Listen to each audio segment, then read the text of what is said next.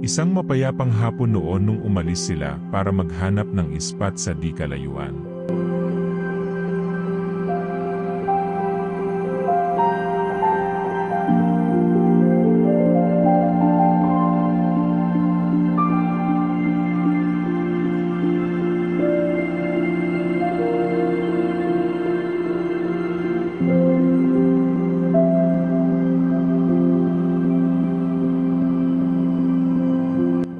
Dahil sa hindi inaasahang pangyayari, nagkaroon ng low pressure area. Plano sana ng pamilya pumunta sa isang campsite malapit sa Mount Mayon. Ngunit ipinagpaliban na lang muna nila.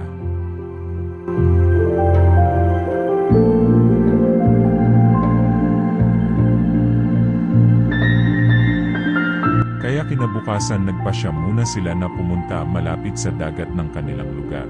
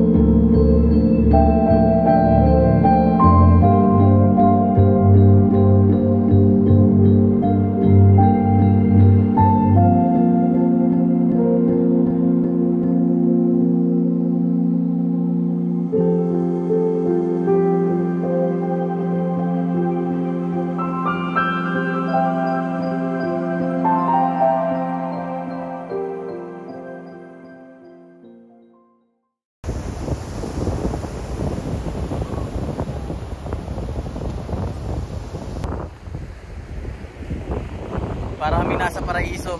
Kami lang yung tao dito ngayon. Garby. Tapos ito lang talaga yung dinala namin para hindi masyadong hassle. Pag occupied lang yung dalawang kamay namin ni Mrs. Pag mga ganitong medyo malalayo tayo sa ating sasakyan. Ay umulan na pala banda doon. Dito all goods pa naman ng medyo cloudy lang.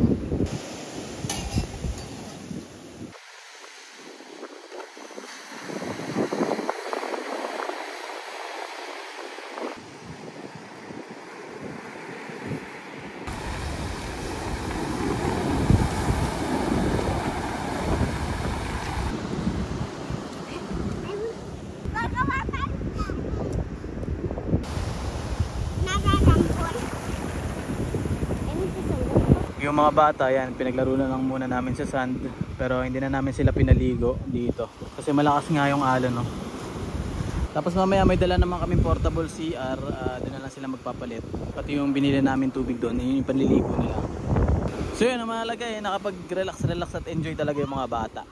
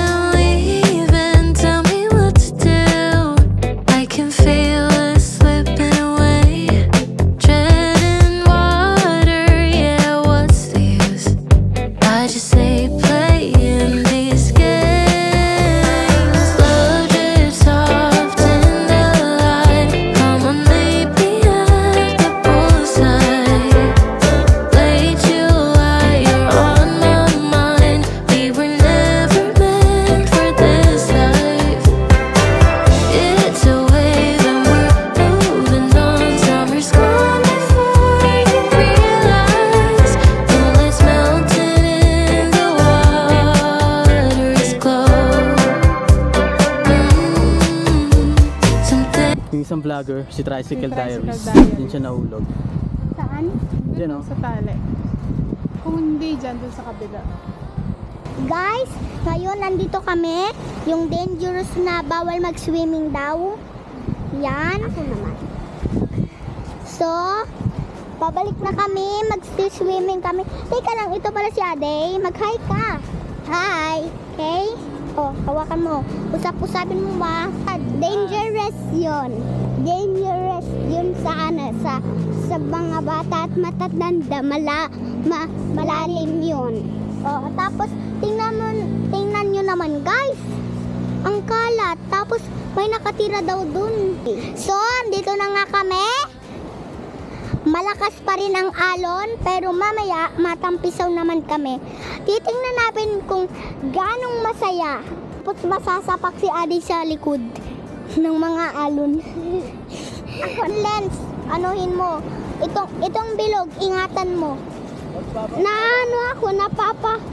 Napaparapas sa likod. Rarapasahin ko yan yung dagat. Sorry naman dagat. So, ayan na nga. Pupunta na tayo. Ilang lakad na lang, malapit na tayo. Okay? Ayan na tayo. Tara, punta na. Let's go! Okay? Dito na tayo. Grabing dumi. My God. My God, guys. My God, guys. Guys, tandahan lang, guys.